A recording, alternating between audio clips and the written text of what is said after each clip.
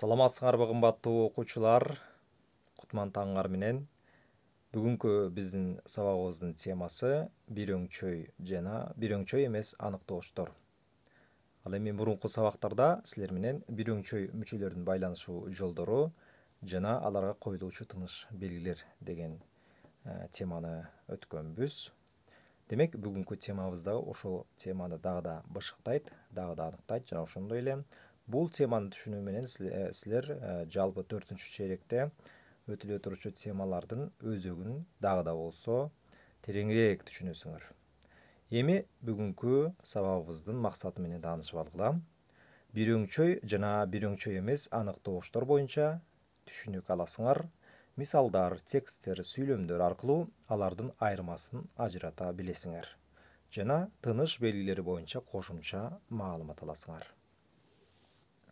Сүйлөмдө бир эле аныкталгычка карата эки же андан ашык аныктооштун тиешелүү болуп келиши мүмкүн.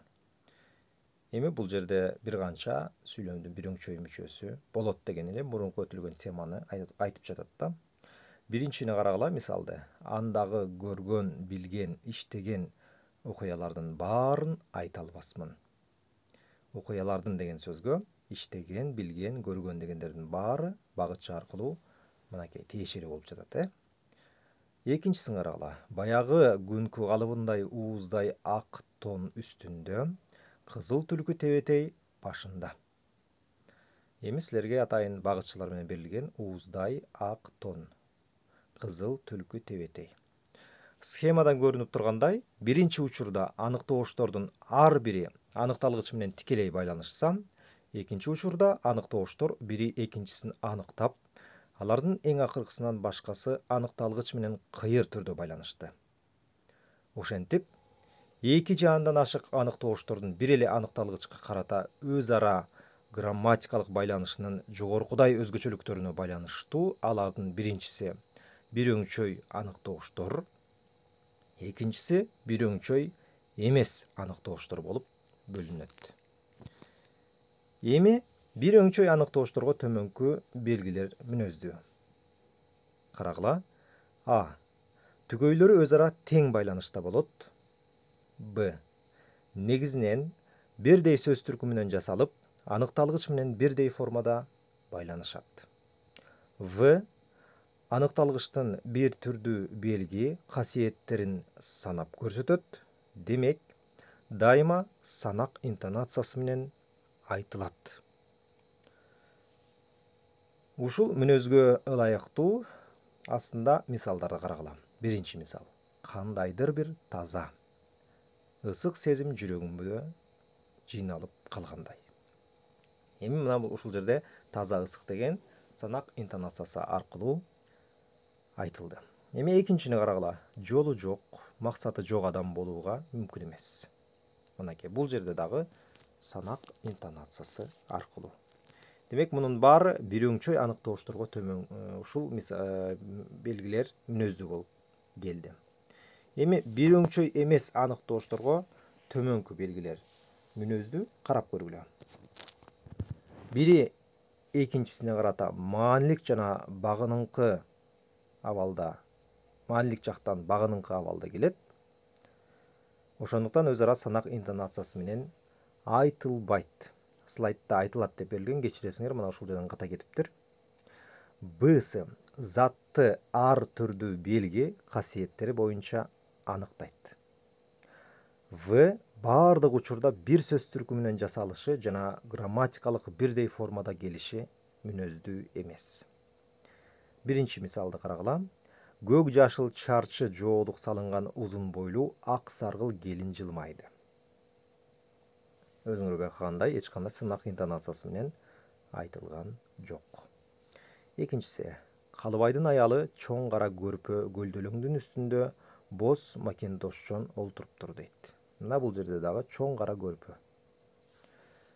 Демек, мунун баары бир өңчөй эмес аныктоошторго мүнөздүү белгилер болду.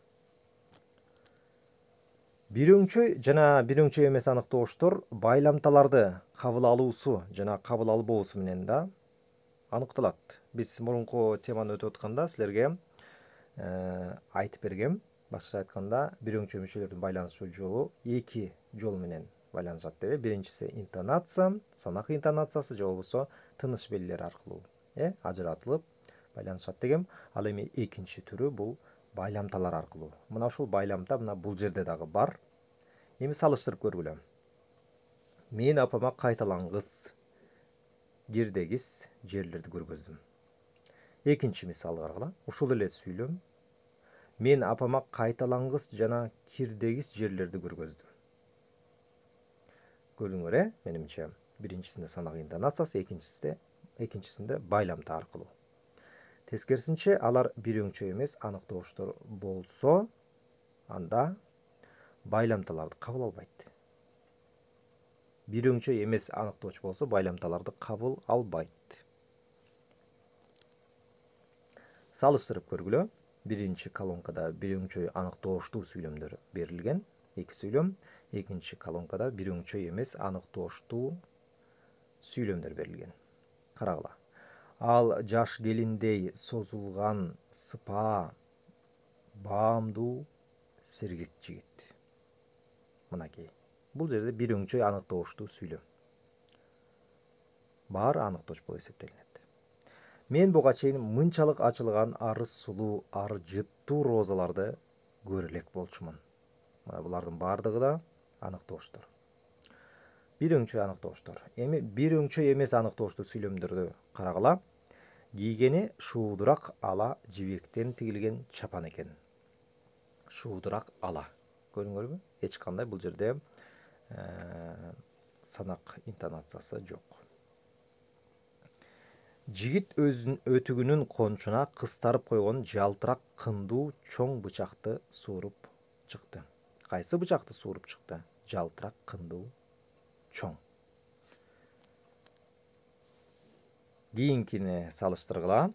Кызыл жүздүү кой көз келин күлүмсүрөп ордунан турду. Кызыл жүздүү жана кой көз келин болуп айтылбайт. Ошентип, бир өңчөй жана бир өңчөй эмес аныктооштор аныкталгыч менен жана өз арада байланыш даражалары, затты аныктоо мүнөзү, санак интонациясына ээлиги же эместиги жагынан бири-биринен айырмаланып турат. Демек, бүгүн биз силер менен бир өңчөй жана бир өңчөй эмес аныктооштор жана алар кантип жасалат, кандай интонацияга жана ошондой эле алар байламталар аркылуу байланыша алабы, албайбы, мына ушул суроолордун баарына жооп бере алдык. Эми ушулар боюнча силер үйгө тапшырма же болбосо көнүгүү иштейсиңер. Биринчи 196 көнүгүү 183 бет. Бул жерде сүйлөмдөрдөн бир өңчөй жана бир өңчөй эмес аныктоошторду ажыратасыңар. Бир өңчөй аныктооштордун арасын үтүр менен ажыраткыла. Экинчиси 197 көнүгүү 183-184 беттерди карагыла. Берилген сөз тизмектеринин ичинен кайсылары бир өңчөй, кайсылары бир өңчөй эмес аныктооч болушу мүмкүн. Демек, аны жазганда эле силерден көрсөм болот. Ал жерде байламталар аркылуу жазыңарбы же болбосо санак интонациясы берилдиби, тыныш белгилери аркылуу. Сүйлөм түзүү менен сөзсүз ар бирин далилдейсиңер. Сүйлөм жазуу түрүндө. Булардын баарын мага дептерге жазып, иштеп, WhatsApp'ка жеке өзүмө жөнөтөсүңөр. Өзүңөрдүн фамилия атыңарды жазууну унутпагыла. Анан эң негизгиси, эгерде билбей жатсаңар кээ бир нюанстарды, анда слайдты кайра башынан баштап көрүп, теманы кайталап аткарсаңар болот. Анда баарыңарга көңүл бурганыңар үчүн чоң рахмат айтам. Кийинки сабакка чейин амандашканча бар болгула.